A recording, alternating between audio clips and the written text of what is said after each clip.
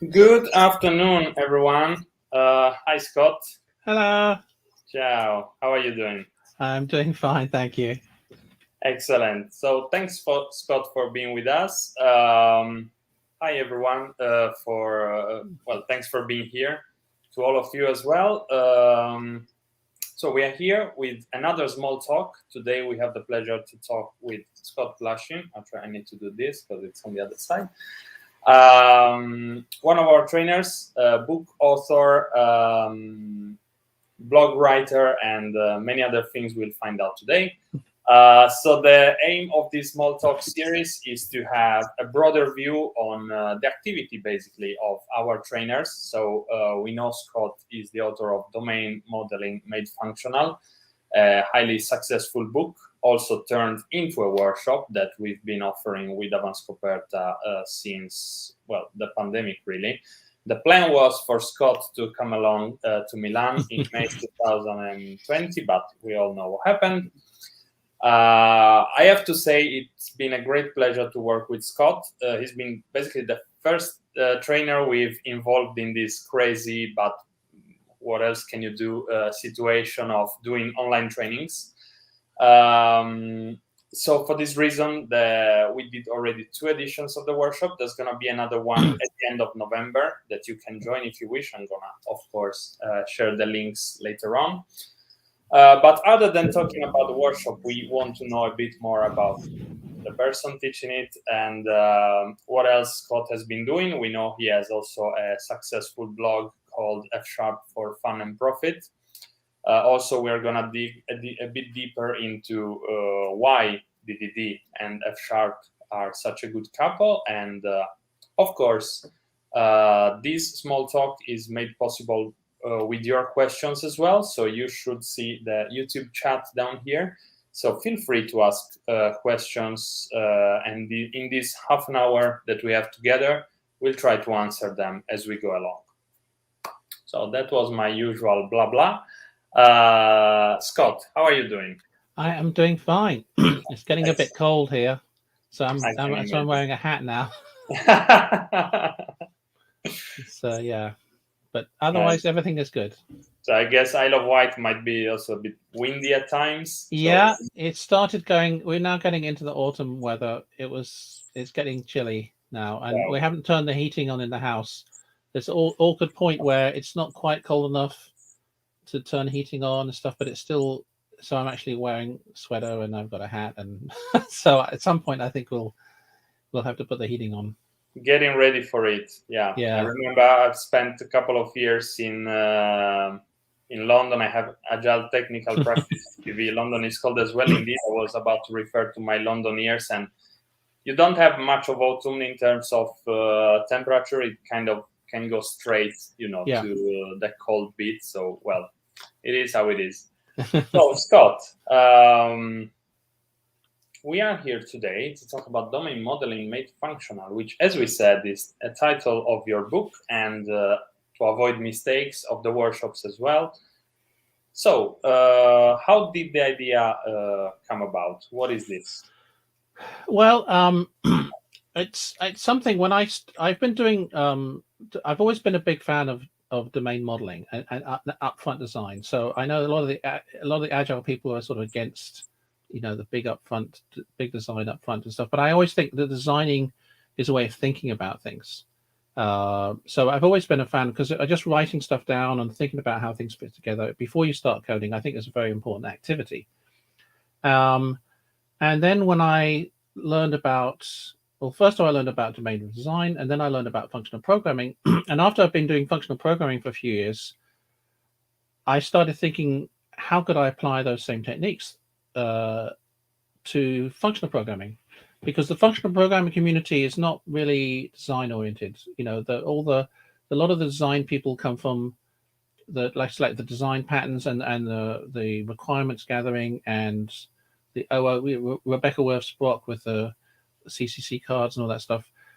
There's not a lot of that in the functional programming world, and I used to do a lot of small talk, and I was very used to all that stuff. And I thought, well, how would you do it in functional programming? And I started, playing around with it. And there were people who were doing it in different ways, but it hadn't really been all brought together into a single book or a single blog post. Yaron Minsky from Jane Street, who does OCaml, he had a lot of talks about that. Some of the Haskell people, were talking about that, but I don't think anyone has sort of put it together into a single thing, and especially writing it for non-functional people who weren't really in the middle of that. So yeah, I started writing blog posts that, and then I thought, well, I should write a book about it. And then at the same time I thought about that, I was contacted by somebody from Pragmatic Programmer Press, who do the who publish books. And so yeah, okay, I thought, okay, I'll go for it. So I wrote the book, and it's actually doing surprisingly well. I didn't think there'd be very much interest in it, but it's actually a steady seller. I mean, it's not like a bestseller, but it's not going down either. It just seems to be selling a certain number of copies each month, and that's great, So not getting rich off it, but it's doing pretty well considering what I thought it might do. So. Yeah, the original idea sounds like you didn't plan to say, okay, let's write like the kind of the book of reference for this topic. Yeah, I mean, when I write things, I always try to write things in the way that I would want to read them, as in terms of I would be my own customer, my own audience. And so there wasn't anything out there that had kind of put it all together. And so I wanted to write something for me and also for other people, because I mean, even with my blog, I find that you write something for yourself to explain it to yourself, and other people find it useful. So that's what I did with the blog, and that's what I do with the workshop. And yeah, I think people have found it. It's a different way for a lot of people. It's a very, very different way of thinking about domain modeling, and I think it's actually surprisingly easy compared with complicated. There's a lot of complicated ideas out there. People sometimes make it overly complicated, and I think my ideas are actually pretty simple. I mean, they're not my ideas; they're just ideas that I've assembled. I just want to make sure that I'm not trying to claim credit for these things. They're just collated and gathered together by me.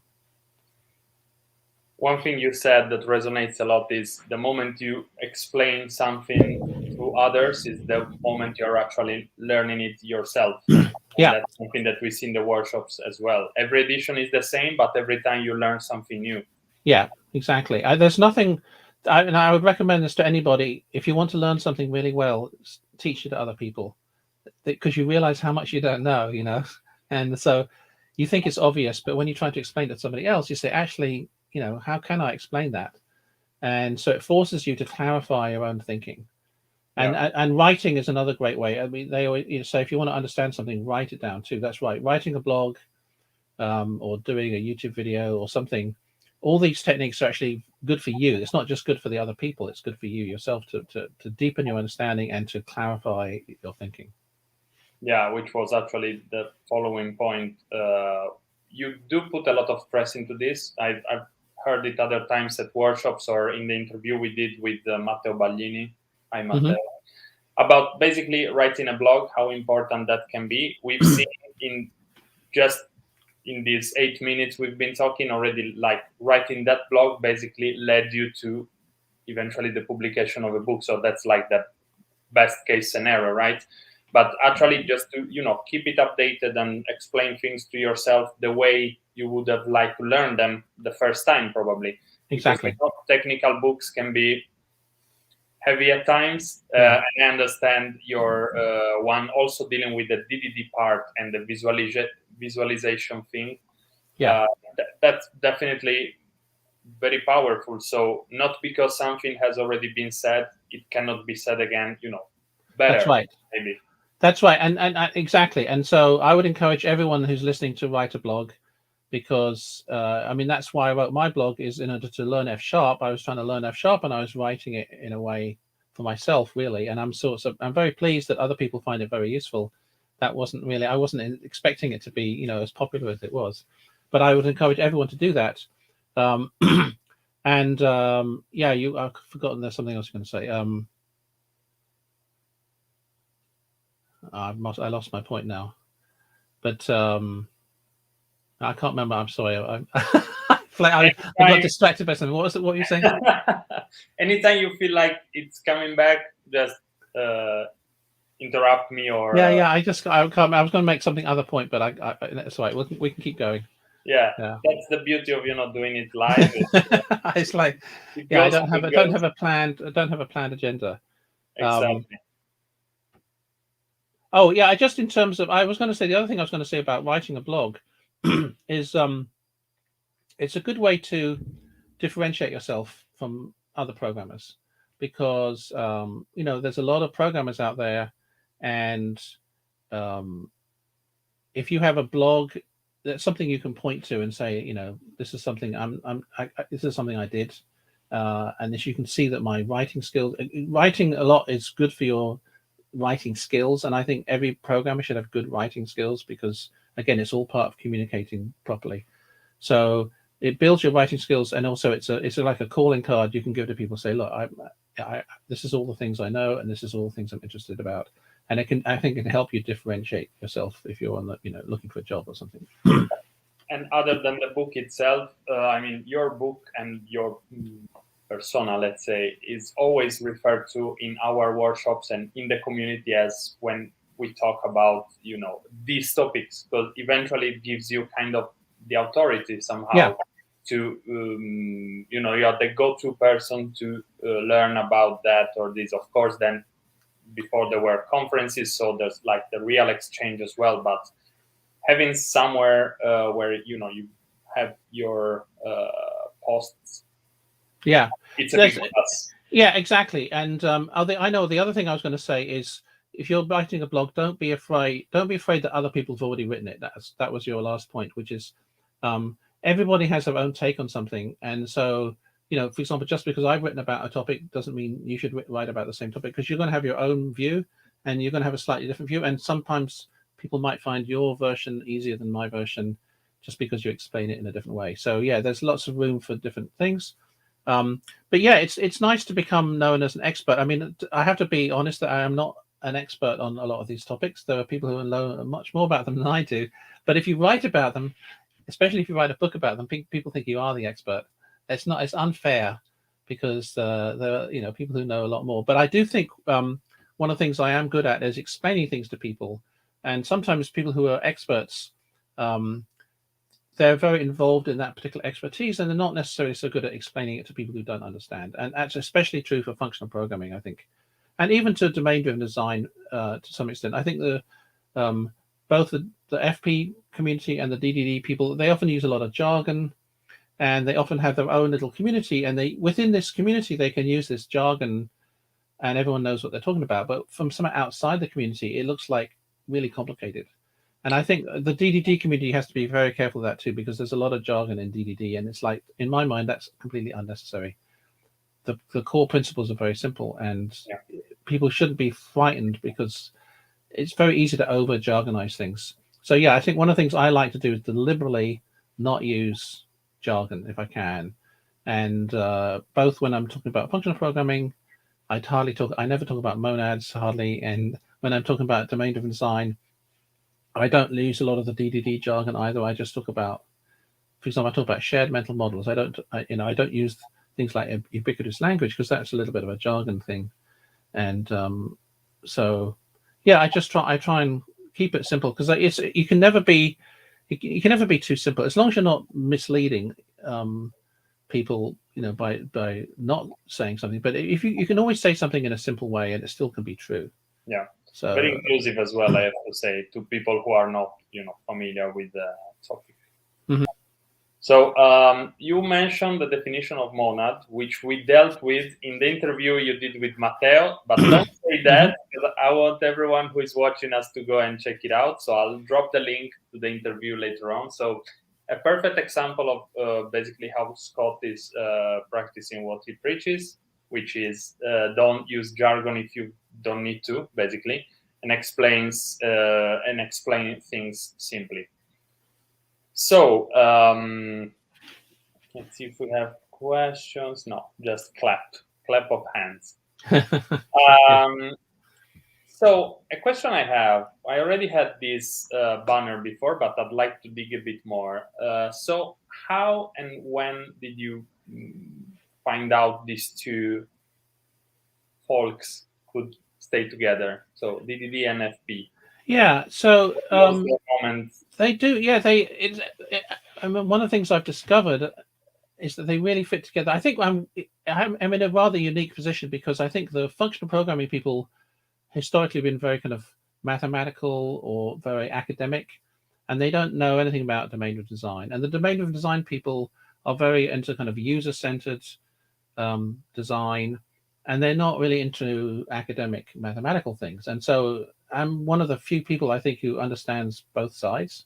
And so when I was talking about them together, and it's like, yeah, I think about a couple of years, I would be about 10 years ago, maybe, yeah, 10, less than that maybe. But I mean, it seemed like they were really obvious fit together, and not because of the functional programming academic side of things, but the functional programming has a couple of things which are extremely good for domain modeling. One is that the concept of a choice between two different things is built into most functional programming languages, and it is not, funnily enough, it is not built into object-oriented languages. So you can actually represent choices, do this or this or this, and you can represent it as a type, which can be type checked. So you can use your type system as a way of guaranteeing, it's like a compile time unit test. You guarantee that you're in one of these 3 or 4 choices. And that's really, really useful for domain modeling. It's fantastic for domain modeling. And yet only functional programming languages have this. So that's kind of silly. And there's the reason why functional programmers have it is quite a different reason, because they come from the mathematical background. But it turns out it's really useful in non-mathematical side. And the other thing about functional programming is it really puts a focus on small components that you assemble together into a pipeline, typically into some sort of pipeline. So you don't have all this kind of back and forth talking between one object talks to another object, which talks to another object, which talks to the first object, like for example, the visitor pattern, where 2 objects are talking back and forth. And I think what's happened in object-oriented programming is trying to model everything as an object actually can make things more confusing. And the visitor pattern is a good example of that. It's a kind of hard pattern to understand. If you just have just a linear progression from one thing to another thing to another thing to another thing, most people find that much, much easier to understand. And in fact, most business processes, that's how they work, right? You open your envelope and you look at the letter, and if it's this kind of thing, you do this, and if it's this kind of thing, you do that, and then you pass it on to somebody else, and they decide to do it, and if they're happy with it, they pass it on to somebody else. And it's not, you don't know, in the real world, you don't normally get these kind of loops. I mean, occasionally you get loops, but normally it's a linear, somebody takes it in and it comes out the other side. And I think the functional programming is actually a much better way of modeling that kind of thing than object-oriented. It's very easy now, not that you can't do it in object-oriented programming, but it tends to be, for some reason, object-oriented programming gets more and more complicated over time. There's not a lot of pressure to simplify it. And I think we've realized, now that we've had a lot of experience with it, that and I personally have had a lot. I did 10 years of Smalltalk, so I think I'm qualified to talk about proper OO programming. And I mean, and I love Smalltalk, but it is very easy to make it more and more complicated. And the nice thing about functional programming is there's pressure to simplify. If you make things too complicated, it gets too hard to understand. And so there's a lot of pressure in functional programming to sort of reduce things to components that could be assembled. And in object-oriented programming, there's not quite the same. It's very easy, for example, to have an interface that gets bigger and bigger and bigger. You just add things to it. There's no pressure for you to remove things from interface. You have to have guidelines like the single responsibility principle or the interface segregation principle, or these are guidelines or principles that encourage you to do it in a certain way. But the languages don't force you to do it that way. If anything, they make it easier to go the other direction. So you're fighting against the way the language works. And in a functional programming language, making things simpler actually it's the same direct. The language encourages you to do that. So you're working in the language is assisting you in a certain direction rather than fighting against it. So it's not that, like I say, it's not that you can't write nice object-oriented code, but it does tend to get complicated quickly unless you are very strict about that. And some things just don't fit into objects. Like classic example is you have something with 3 different parameters. You have a student who is taking an examination at a particular university, and they all have to be connected together. And whose responsibility is it? And in functional programming, in object-oriented programming, we have a whole thing about, having huge debates over which class is responsible. So, or you end up with a service class that, and in functional programming that doesn't exist, because you just have a function, you pass in all 3 parameters and it figures it out. And so I think we've lost something in some sense. The traditional procedural programming didn't have that problem either. And so by forcing everything into an object slot, can make things more complicated. So that's why functional programming I think is good. And I think it fits nicer with domain-driven design. Funnily enough, I actually think it fits really well with domain-driven design for those reasons, the choices and the componentization of things and the linear workflow. Well, thanks for the long. I can rant about this. I can talk about this a long time because it's something I'm quite passionate about. Well, that's why you are an expert. See, we found the answer. Yeah. So we have a question from Stanislav, which I'll show you here. Let's do this. Let's interrupt my flow of questions. Thanks, Stanislav. So I have a solid experience in persuading people who I work with in applying FP approach. But it's like the zombie apocalypse of OP virus. What is the best way to show the FP strength? Right. That's a very good point. And I actually just did a talk yesterday for a conference, .NET conference, and my talk is called Pipeline-Oriented Programming. And it's all about focusing on pipelines and focusing on components that can be assembled in different ways. So it's really all about functional programming, but I'd never use the word functional programming anywhere in my talk because I'm trying to focus on the benefits of that approach. I don't care what you want to call it. And I think a lot of people are put off by functional. It sounds scary, functional programming. But if you put everything into a pipeline and you build things in a component way and you use immutable data, and here's the benefit of that, and here's the benefit of that, I think that really helps. So not using the word functional programming, but talk about the benefits of these approaches and how can the language help you, or how can your programming approach, your programming paradigm help you with these benefits. So and like when I do my domain modeling made functional talk, I show these choices, and I show that in FSharp it's 4 lines of code to represent 3 different choices or 4 different choices in your domain model. And it's a domain model that anyone can understand, that anyone can read. And if you're trying to do the same thing in an object-oriented language, you need 4 different subclasses, an interface and 3 subclasses. And then they're in different files. In a language like C# or Java, they'd be in completely different files. And then there's the boilerplate for the get hash code and the equality and all that stuff. That makes things more complicated. So I think if you can show the benefit of a choice type, and the benefit of pipeline programming stuff, you don't ever have to use the word functional programming. So that's one thing. The other thing I would say is that you do have to be careful of the jargon. I mean, a lot of people who do functional programming say, yeah, monads are easy and all this stuff is easy, and just stay away from that. There is actually a very good talk which I think we'll have a link to later on by Ken Scambler. His talk is called Adopting Functional Programming, a Human-First Approach. And I think we can link to it later on. But just search for Ken Scambler on YouTube. And he has an example of how can you get other programmers. Let's say you're very excited by functional programming. You want to introduce it into your company. How do you get other people, how do you get other programmers to be interested in it? And the wrong way is just to start doing it and tell everybody else they're stupid if they don't understand how great this is. Because it's gonna die. Even if you write your project in it, the next person who comes after you is going to throw that all away and rewrite it in Python or C# or whatever. So you really have to get buy-in, and he has a whole talk about how you get buy-in from people. One way is to do workshops. One way is to not do a top-down thing, but a bottom-up thing. You let people discover the benefits. You let people explain it to you back. You don't tell them. You let them discover it, and then they tell you.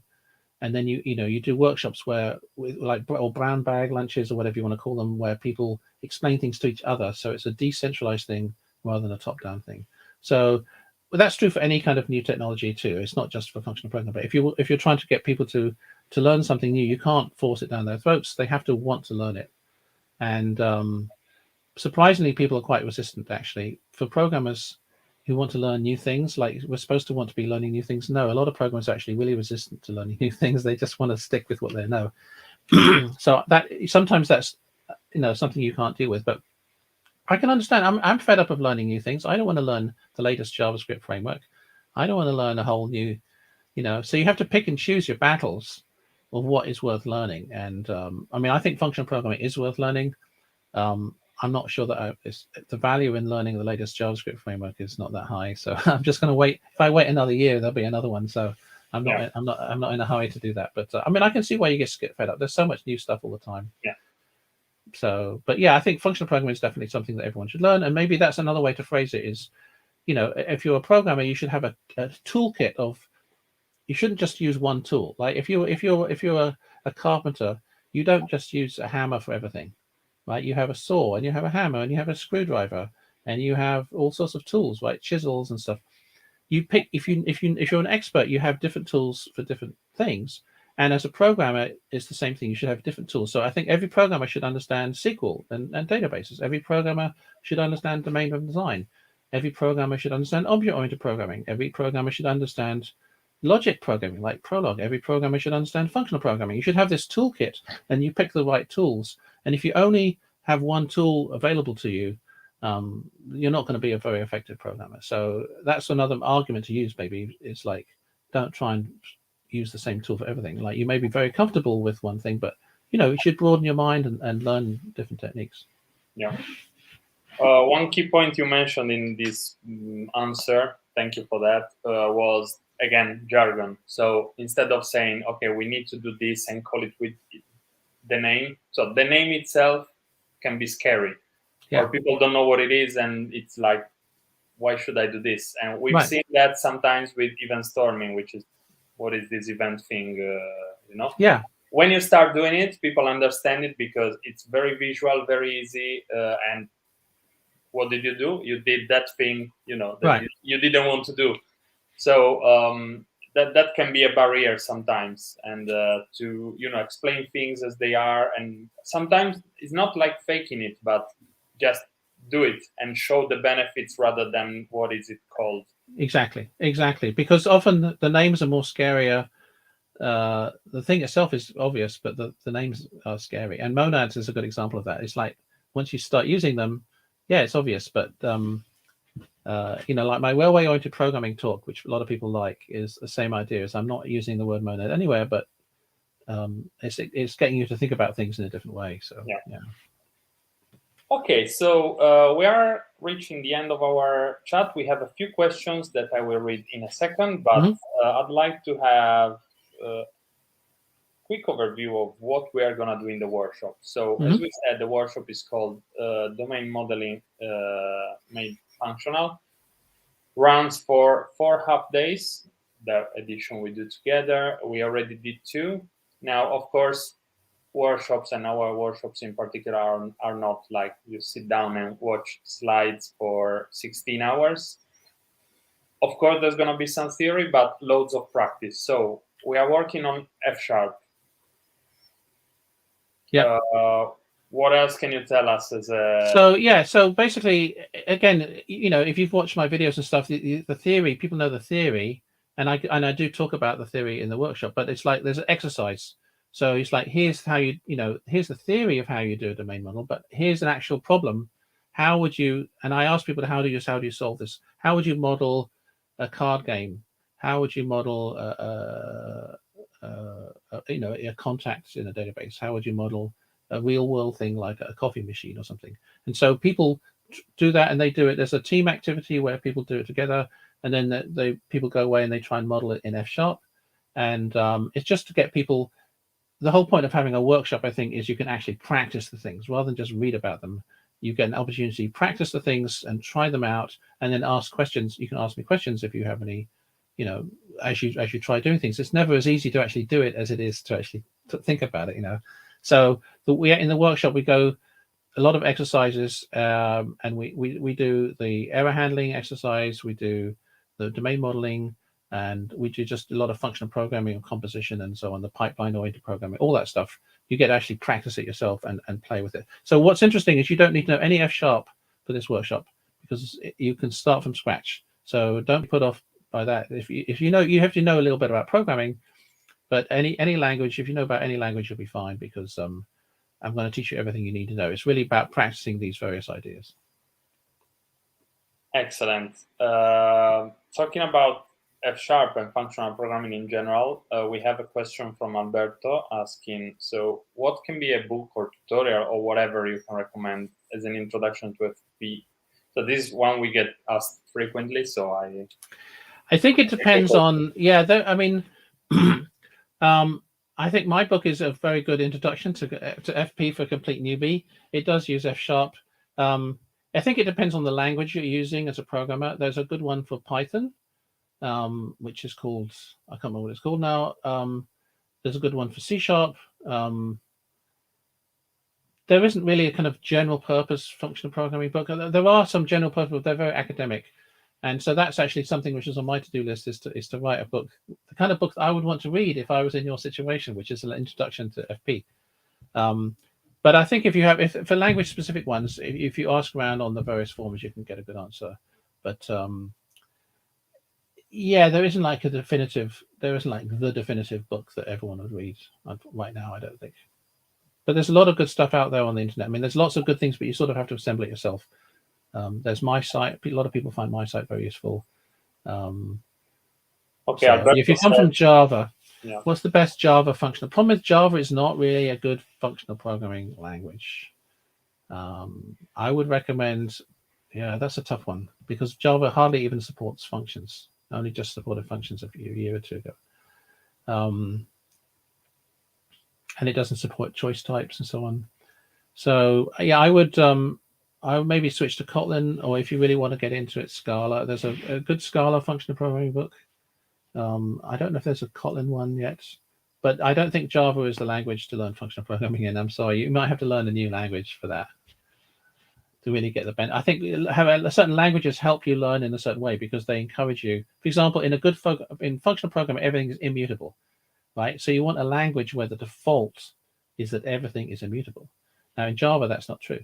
So you're going to be fighting against Java every single time. You're going to have to go to extra effort to make things immutable. You're going to have to go to extra effort to use functions, extra effort to make choice types, because it's just not in the language. If you use a language like FSharp, where everything is immutable by default and the choice types are built in by default and the functions are the default way, if you use the right kind of language, it's just a lot easier to learn. Now, Haskell is like the best language to learn because it really forces you to learn from the deep end. That might be overkill. That might be too much. So I think FSharp or Camel and maybe Scala are good like starting languages for functional programming. Elm, if you do front end stuff, Elm is very good as well. Cool. And this leads us straight to the last point, which is recommended reading some videos. So of course we have your book. Yeah. We also did a meetup last year in April, I think. So I'll link all of the resources later on. Anything you can recommend us more generally? I actually have a book list which I think I've sent to you. Maybe you can publish it in the description later on. I would say most of the best books I've learned are actually not about programming. They're about problem solving or thinking about problems. And in terms of design, the best books, I think the most useful books are the ones that make you think about people, are human-focused books. So Don Norman's book on the design of everyday things, or Steve Krug's book on Don't Make Me Think, and How Buildings Learn. Those kinds of books they're not about programming, but they make you think about the world and they make you human-focused. It's very easy as programmers to be focused on the computer. The computer doesn't care. If you're doing design, if you're doing especially domain design, you're interacting with people. You need to be human focused, and so anything about human focused design is a good book to read.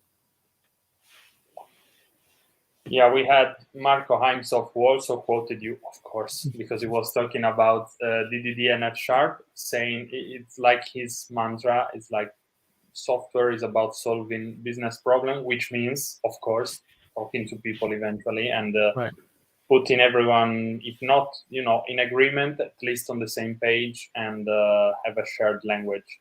Yeah. So, Norman, last question. What about Clojure?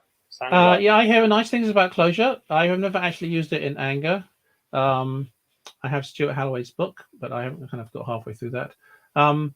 I hear very nice things about it. It's a very different way from the kind of statically typed functional programming. Because it's dynamically typed, you tend to use a lot of maps, or what we call dictionaries in other languages. And there's not a lot of static typing. I know there's the core schema or something. I can't remember what it's called, but I think that kind of functional programming is using functions. The Lisp style functional programming in general is different from the kind of Haskell, FSharp, or Camel style functional programming because of the difference between types and stuff. So much more flexible and map oriented, but then of course you don't have the static type checking. So it's different. And I'm not really an expert on that, so I can't comment. But I mean, I hear good things about it. So. Okay, well, thanks a lot, Scott. And thanks everyone who was with us in this half hour, where we talked a lot about cool things like DDD, FSharp, but the human side of programming as well, how to avoid jargon, and how you learn, really. Yeah. And if you want to learn more, we have Scott's workshop in about 1 month and something. So see you there if you wish. As Scott said, all levels of FSharp. Yeah, beginners welcome. Yeah, absolutely. And other than that, thank you for being with us. We'll probably stop with the small talks for a few months. We'll see you again in January or February, but more things are being prepared. So thanks, Scott, again. Thank you. Let's see if we have one last question. I see one comment here. Yeah, please share the resources. Absolutely, on the way. Thanks, everyone. Thank you, everyone. Bye. Bye.